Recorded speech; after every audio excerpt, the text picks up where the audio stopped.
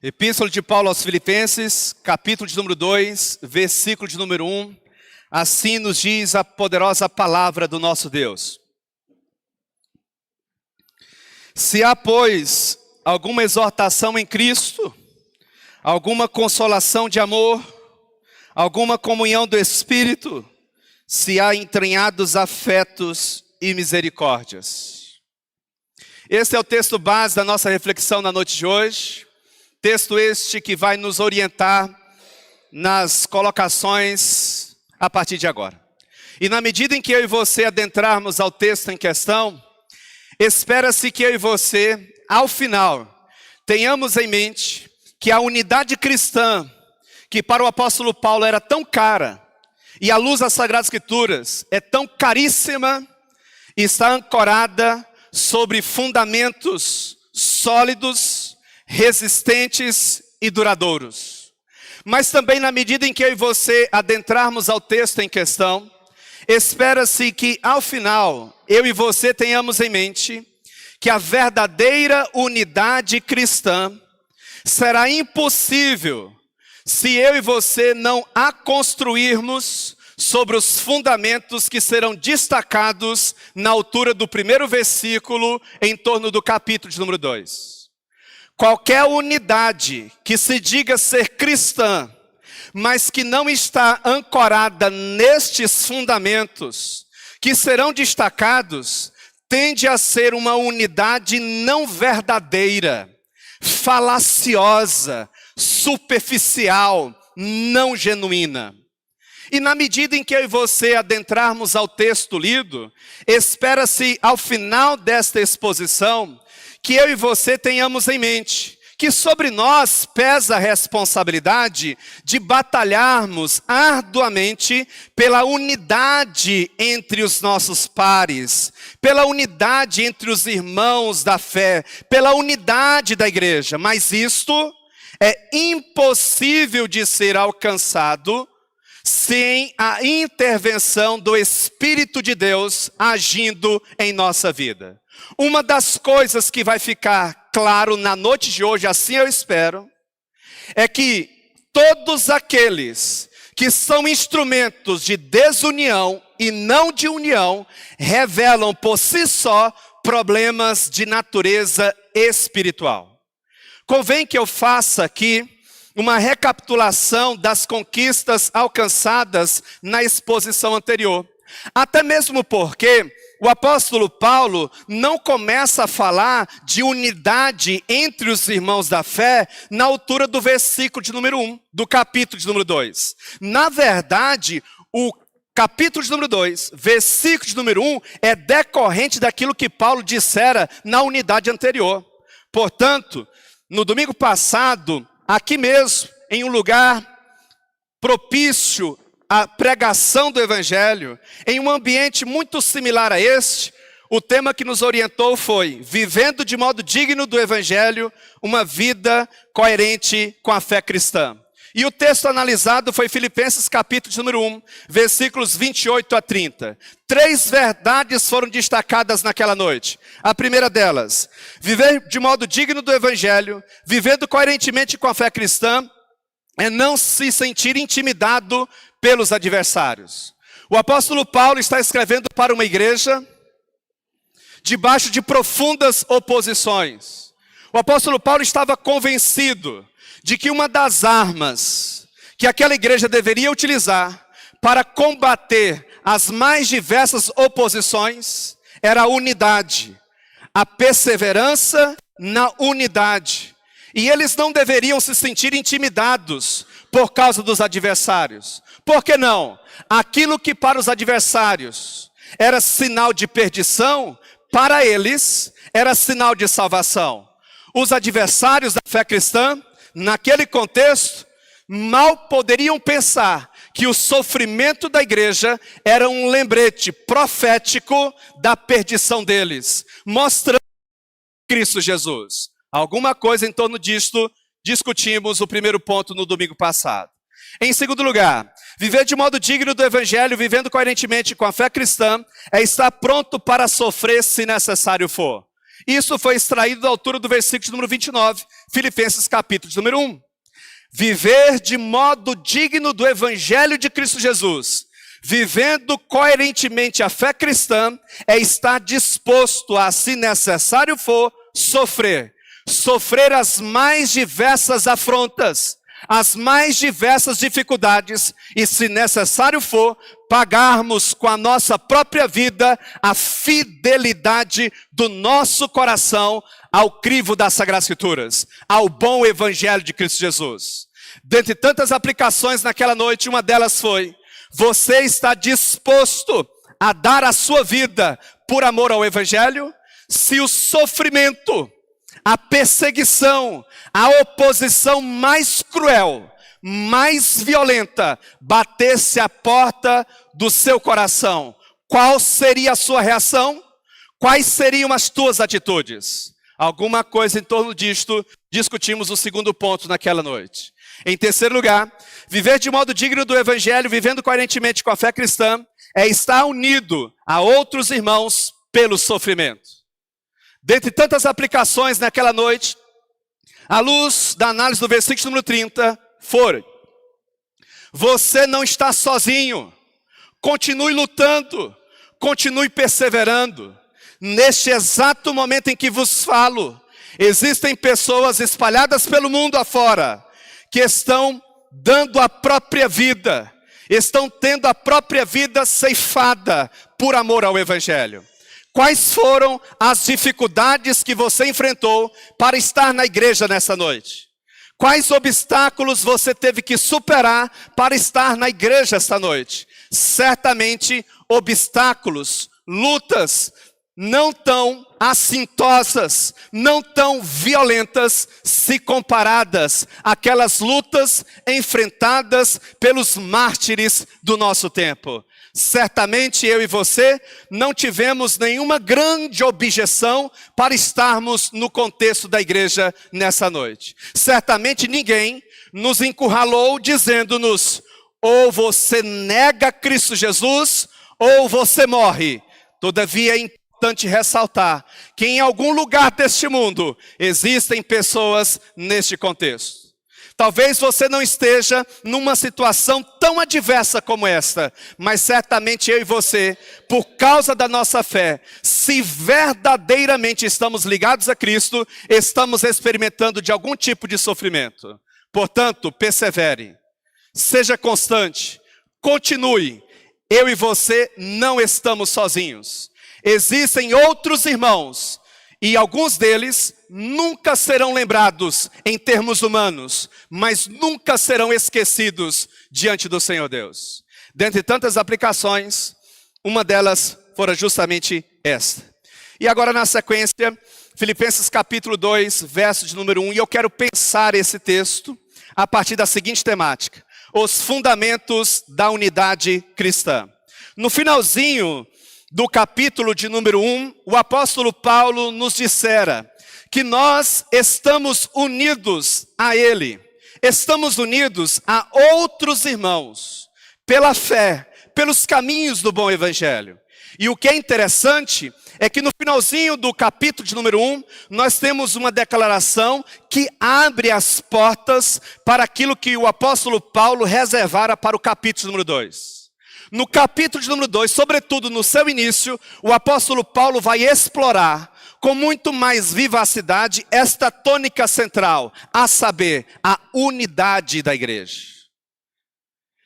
E isso ele vai fazer ancorado debaixo da divina inspiração do Espírito Santo, trazendo sobre todos nós verdades indiscutíveis. E ao fazer isso, ele aponta num primeiro momento para os fundamentos sobre os quais esta unidade cristã está fundamentada, ou ancorada, ou fora construída. Por isso eu não poderia dar outro tema à exposição nesta noite, a não ser esta: os fundamentos da unidade cristã.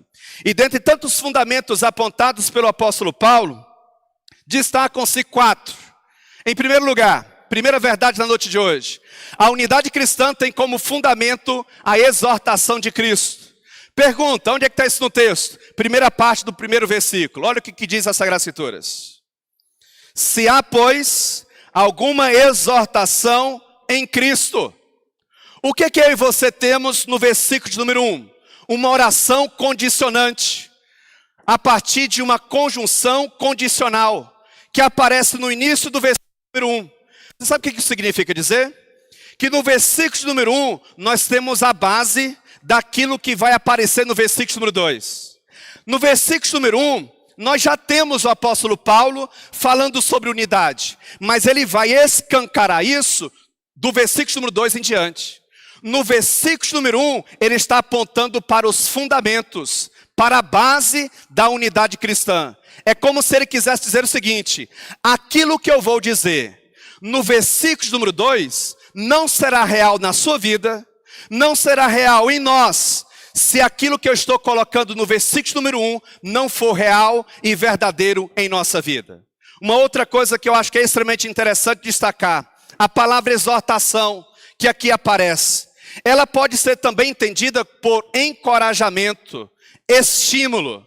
E aí eu chamo a sua atenção para um detalhe. Qual detalhe? A palavra exortação indica uma obrigação colocada sobre os filipenses, oriunda de uma vida em comum com Cristo Jesus. E esta exortação, esta obrigação, paira não somente sobre a igreja dos filipenses, ou pairava sobre aquela igreja, paira sobre todas as igrejas, em todos os séculos, em todas as eras, no transcurso da história. Sobre mim e sobre você, paira a exortação de primarmos pela unidade em Cristo Jesus. A nossa unidade entre os nossos semelhantes é um reflexo da nossa unidade com Cristo Jesus. E aí eu chamo a sua atenção para uma outra expressão que aqui aparece. Se há, pois, alguma exortação em Cristo Jesus, a expressão em Cristo Jesus, ela é extremamente significativa nesse texto. Segundo a mente hebraica, estar em uma pessoa é estar tão intimamente ligado a ela, que tudo que diz respeito à sua pessoa, submete-se ao pleno controle dela. Deixa-me explicar isso com outras palavras. Eu e você estávamos em Adão. Adão pecou, todos nós nos tornamos pecadores. Adão era o nosso representante. Nós estávamos em Adão, Adão estava em nós. Similarmente, em Cristo Jesus acontece a mesma coisa. Nós, pelos caminhos da fé, estamos em Cristo Jesus. Cristo Jesus está em nós. E aí a grande pergunta é: verdadeiramente Cristo está em você? Verdadeiramente Jesus Cristo é Senhor da sua vida? Chama a sua atenção para esta questão que considero extremamente importante. Tudo aquilo que diz respeito a Cristo, diz respeito a mim e a você. Tudo aquilo que diz respeito a mim e a você, diz respeito a Cristo. Por isso que do púlpito dessa igreja, por diversas vezes, ao longo do projeto 2025, já se ecoou a seguinte máxima: Cristo Jesus precisa brilhar mais em sua vida do que você mesmo. Você precisa morrer para você mesmo, para as bestialidades do seu coração, a fim de que Cristo Jesus possa superabundar em sua vida. E isto precisa se mostrar em todos os setores da sua vida. Não deve haver uma esfera, um setor da sua existência em que Cristo Jesus não seja refletido. Por quê? Porque você está em Cristo. Pergunta: verdadeiramente você está em Cristo? Se a sua resposta no íntimo do seu coração é claro que eu estou em Cristo, então certamente você deve ser um instrumento da promoção da unidade da igreja. E o que é mais interessante, não adianta mentir, nós te conhecemos.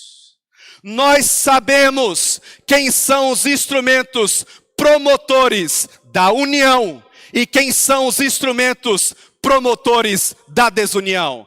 Eu e você não conseguimos esconder os nossos pecados, sobretudo quando estes pecados ganham o contexto ou a esfera da exteriorização. suas desavenças, suas discórdias, o seu espírito faccioso, promotor de divisão, revela um problema espiritual em sua comunhão, sobretudo com o grande Criador e Salvador da nossa vida, o grande idealizador do projeto chamado redenção. E aí eu preciso chamar a sua atenção para um detalhe. Romanos capítulo 12, verso 18 nos diz: se possível, quanto depender de vós, tende paz com todos os homens. É interessante ressaltar que nem todos os homens querem ter paz conosco.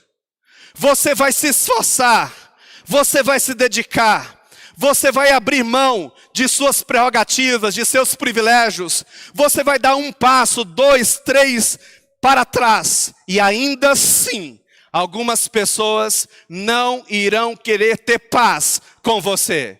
Não irão querer ter uma promoção de unidade com a tua pessoa. Mas não se esqueça disto, porque você está em Cristo e Cristo Jesus em você, você deve fazer a sua parte. Portanto, eu não sei para quem você tem que pedir perdão. Eu não sei para quem que você tem que ligar antes do dia de hoje terminar. Eu não sei para quem que você tem que mandar uma mensagem. Eu só sei de uma coisa: peça perdão. Se Jesus está de fato agindo em seu coração, o que é que eu e você recebemos dele? O que nós não merecíamos. E o que é que nós devemos dar ao nosso próximo? Sobretudo quando ele não merece. O mesmo que nós recebemos da parte de Deus: perdão, graça e misericórdia. Perdoe quem você tem que perdoar. Seja um promotor da união e não das desavenças, não das facções, não das desuniões. Segunda importante verdade na noite de hoje: a unidade cristã tem como fundamento o consolo de amor. Pergunta: onde é que está isso no texto? Mente cativa nas Sagradas Escrituras. Segunda parte do versículo número 1. Olha o que diz o texto: se há, pois, alguma exortação em Cristo, alguma consolação de amor. Aí eu chamo a sua atenção para algumas expressões que considero extremamente importantes. A expressão consolação, ela pode ser entendida como encorajamento, ânimo, conforto. Está em destaque o amor de Cristo pela igreja, para com a qual o apóstolo Paulo mantinha relação fina, a saber, a igreja dos Filipenses. Eu e você, um dia, se de fato e de verdade estamos em Cristo, se a primeira parte do versículo número 1, ela é verdadeira na minha e na tua vida, a segunda parte é mera consequência, a saber, a consolação de amor. Em outras palavras, em Cristo Jesus, nós fomos reanimados, nós fomos encorajados, nós fomos consolados, nós fomos confortados. E o que é que se espera de mim e de você? As mesmas coisas. Aquele que de fato e de verdade experimentou do bom evangelho de Cristo Jesus, não tem um coração azedo, não tem um coração rancoroso, não tem um coração marcado, preenchido por ira. O que é que inundou o seu coração? O seu coração está inundado do quê?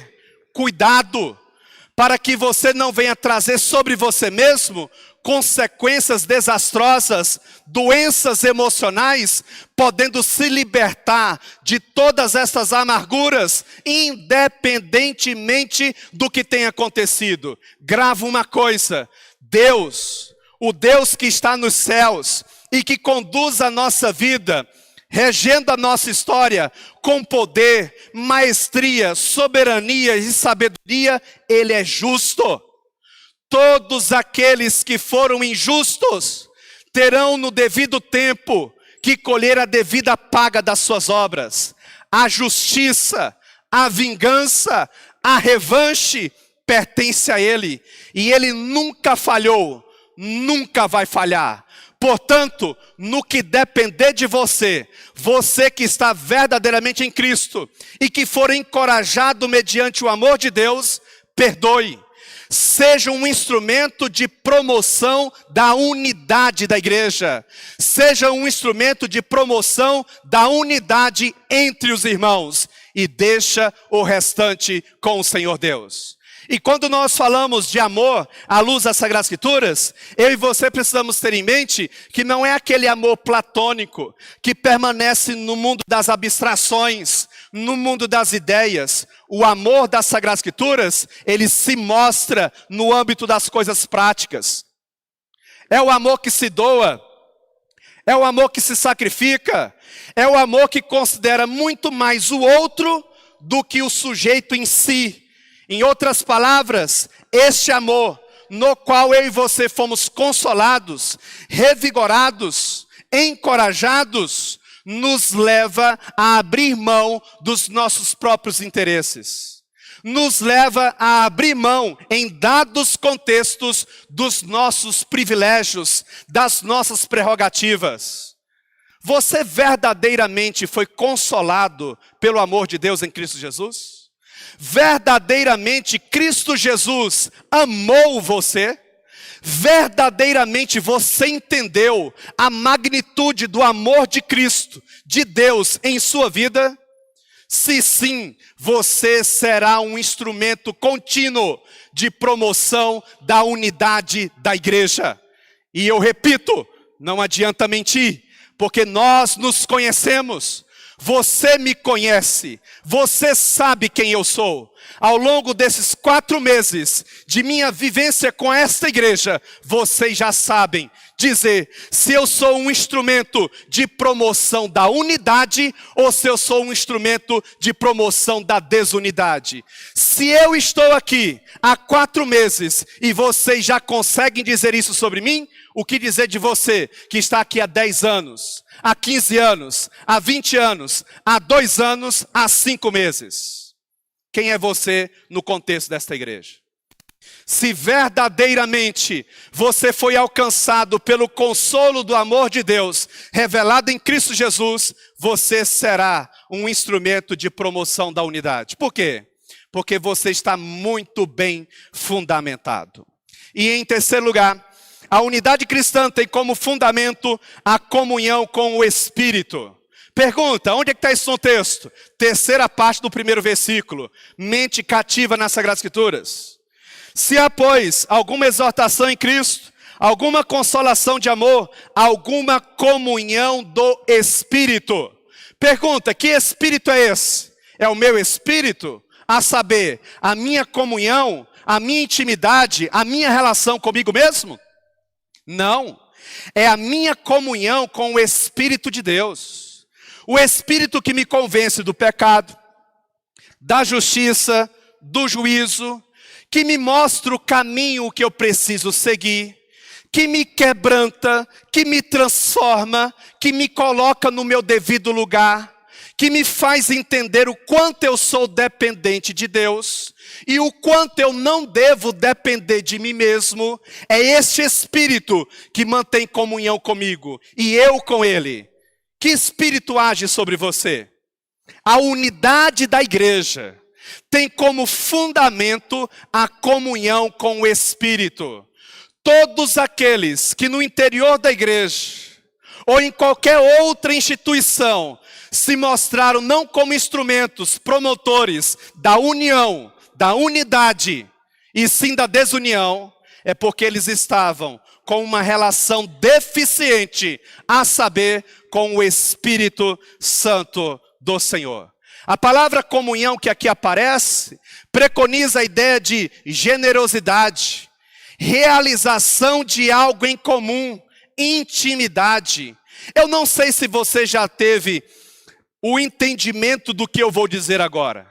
Você vai convivendo com determinadas pessoas, e você vai se relacionando, e você vai mantendo comunhão, e de repente você pega os mesmos traquejos, os mesmos vícios. Isso é muito comum na esfera das relações conjugais. Nós vamos vivendo com o nosso cônjuge, e de repente nós passamos a gostar das mesmas comidas. Só a título de ilustração, eu, por exemplo, mesmo tendo nascido na terra do piqui, não gosto de piqui. mas porque estou casado com alguém que ama Pequi, eu já aprendi a estar no mesmo lugar que está sendo feito um frango caipira com Pequi. Isso já não mais embrulha o meu estômago. Antes era para mim insuportável. A minha intimidade com a minha digníssima, a minha relação fez com que eu absolvesse coisas que outrora eu não tinha. A mesma coisa acontece na medida em que nós vamos nos relacionando, mantendo comunhão com o Espírito Santo do Senhor. O Espírito do Senhor não é o espírito de promoção da desunião, mas da união. Logo, se você não é um instrumento de união no contexto da igreja, é porque você traz consigo um problema elementar, a saber, desunião com aquele que é o responsável por trazer sobre nós a nossa salvação. Em Efésios capítulo 4, verso número 3, os cristãos são chamados a guardar a unidade do Espírito. Em 1 Coríntios capítulo 12, o Espírito é descrito como unido aos membros do corpo de Cristo. Quem é você? Que Espírito age sobre a sua vida? Que Espírito está na fundamentação das tuas decisões, das tuas escolhas, das colocações verbais suas, das obras das suas mãos, do trilhar dos seus passos? Meus amados irmãos, existem pessoas que são difíceis de lidar. Existem pessoas que são mais fáceis, são mais cordatas. Não é que concorda com tudo, não. Ninguém tem que concordar com tudo, não. Mas são pessoas mais suscetíveis, mais dadas, mais quebrantadas, mais dadas a ouvir, a escutar. Em contrapartida, existem pessoas que não perdem a oportunidade de colocar mais lenha na fogueira. Existem pessoas que não perdem a oportunidade de promoverem a desunião, de potencializarem discórdias, facções, brigas, intrigas, seja no contexto da igreja ou no contexto empresarial, independentemente do setor. Que espírito age sobre a sua vida? Quem é que motiva as tuas escolhas? Você verdadeiramente tem o Espírito Santo habitando em você? Há comunhão entre você e o Espírito de Deus? O terceiro fundamento sobre a qual a unidade cristã se mostra é o da comunhão com o Espírito Santo. E aí na sequência, para a gente encerrar, em quarto lugar, a unidade cristã tem como fundamento entranhados afetos e misericórdia. Olha que está isso no texto. Última parte do versículo número 1. Mente cativa às Sagradas Escrituras. Se há, pois, alguma exortação em Cristo, alguma consolação de amor, alguma comunhão do Espírito, se há entranhados afetos e misericórdia. A expressão entranhados afetos, se eu e você mergulharmos no texto grego, no texto original do Novo Testamento, lá nós iremos encontrar entranhas humanas, vísceras humanas, que à luz de Filipenses capítulo de número 1, versículo de número 8, é a sede das nossas emoções. Certamente você já deve ter passado por alguma situação em que você sentiu aquele frio na barriga, aquele aperto entre as suas vísceras. As vísceras ou as entranhas humanas são consideradas como a sede das emoções humanas. No primeiro capítulo, o apóstolo Paulo falou disso, mas o foco era mostrar os entranhados afetos do apóstolo Paulo pelos crentes filipenses. Agora, na altura do capítulo número 2, é diferente. Paulo usa a mesma expressão para mostrar os entranhados afetos, o amor de Cristo por sua igreja.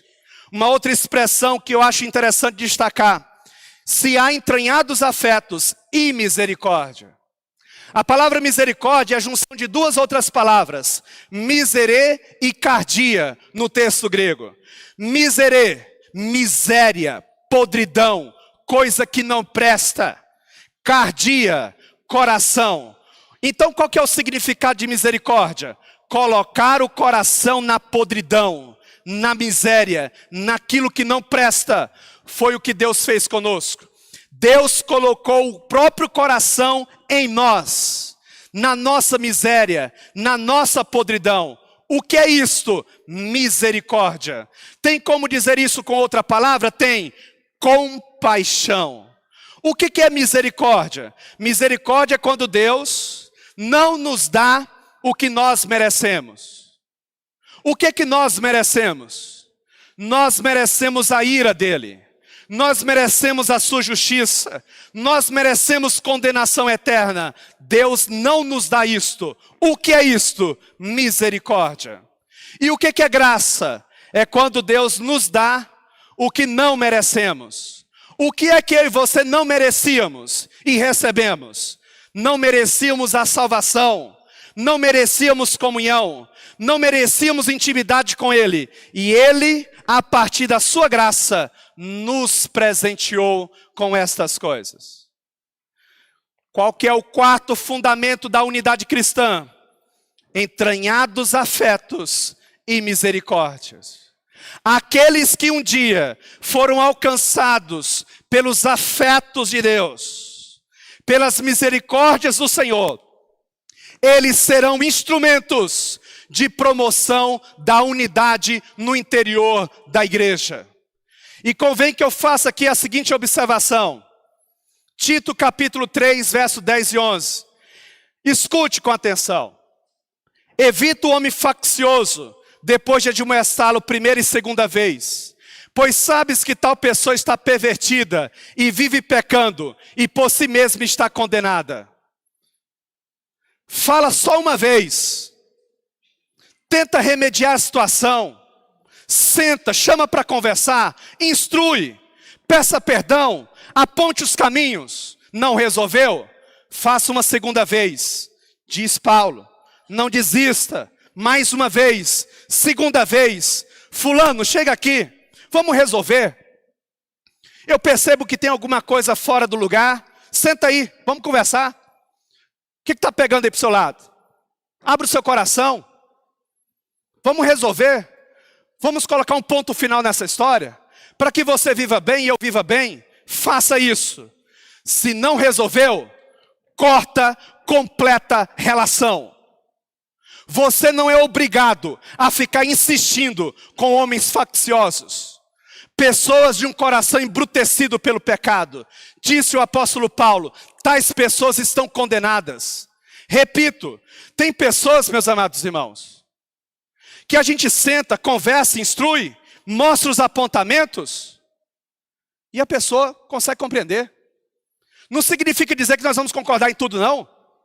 Vai haver divergências, vai haver discordâncias, mas nós conseguimos caminhar juntos, de braços dados, conseguimos sentar juntos no mesmo banco, ceiarmos juntos, está tudo resolvido. Nós não precisamos concordar com tudo. Agora existem pessoas que são dadas às facções, às divisões, às intrigas. E disse o apóstolo Paulo, evita o homem faccioso, corta a relação, exclui do seu WhatsApp, do seu Instagram, fuja da presença, independentemente de quem seja.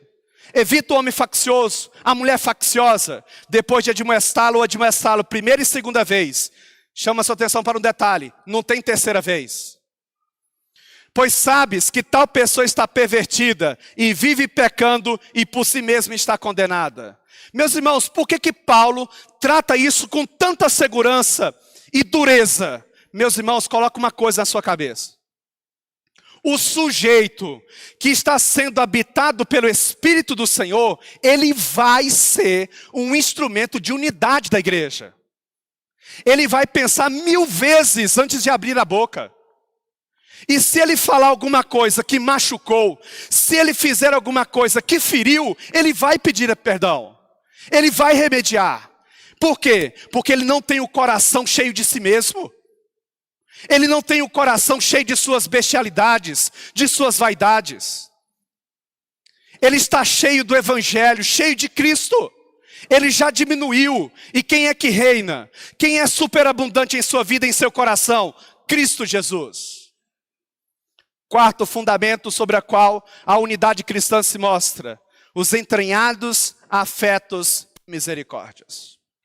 Qual foi o tema da exposição na noite de hoje? Os fundamentos da unidade cristã.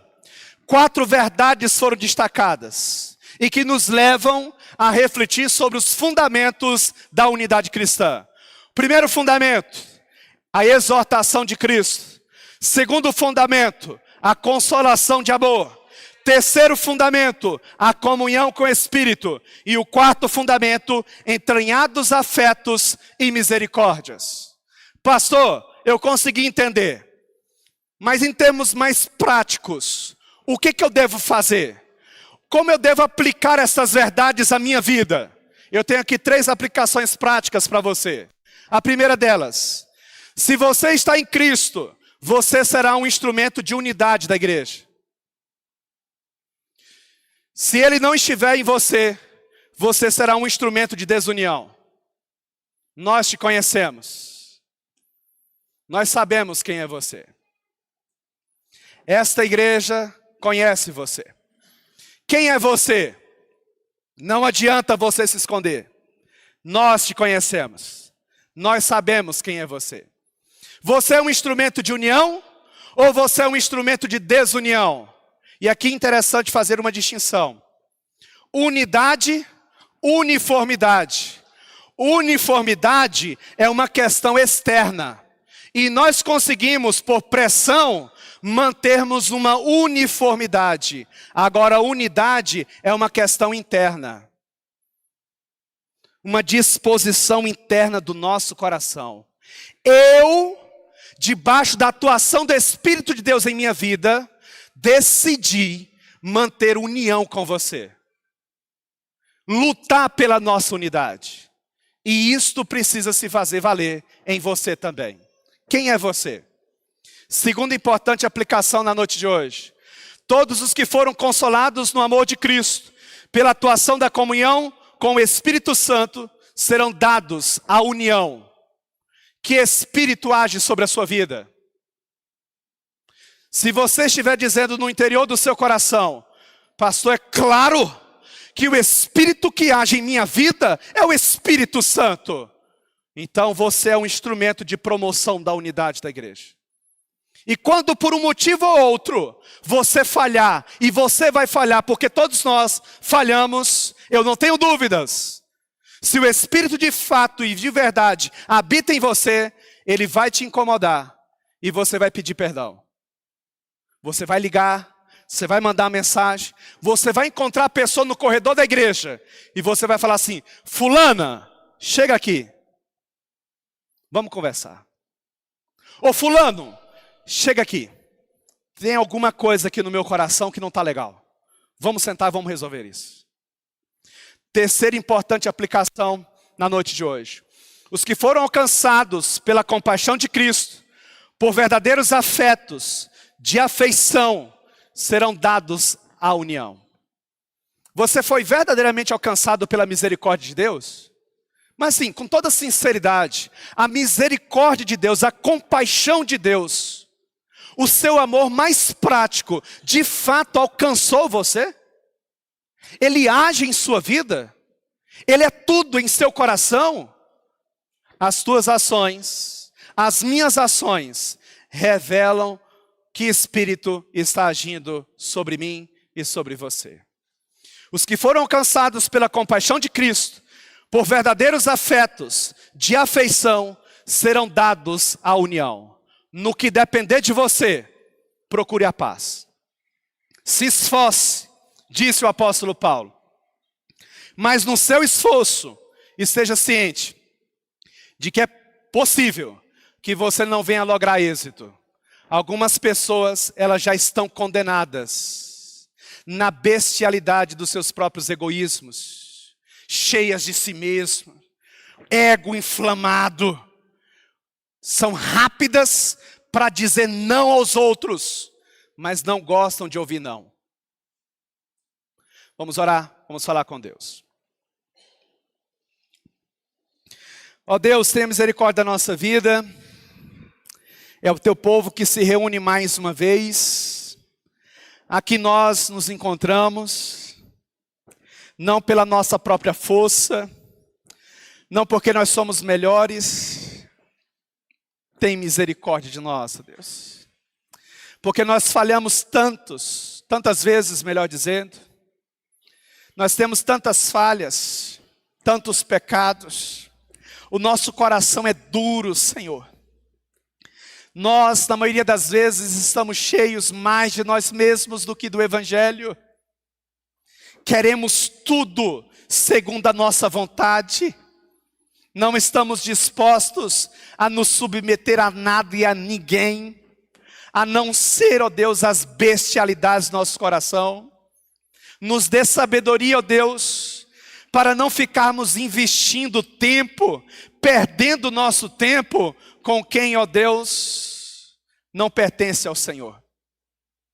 Coloca no nosso caminho, ó Deus, aqueles que vão nos somar, que vão nos ajudar a crescermos mais e mais no Senhor. Como anjo desta igreja, ó Deus, chamado para o projeto 2025, faça o que tem que fazer, Senhor, e remova as pedras do caminho desta igreja. Só o Senhor sabe o que o Senhor tem que fazer. Não deixa, Senhor Deus, nada, ninguém, se constituir um estofo no caminho desta igreja. Em nome de Cristo Jesus, Pai.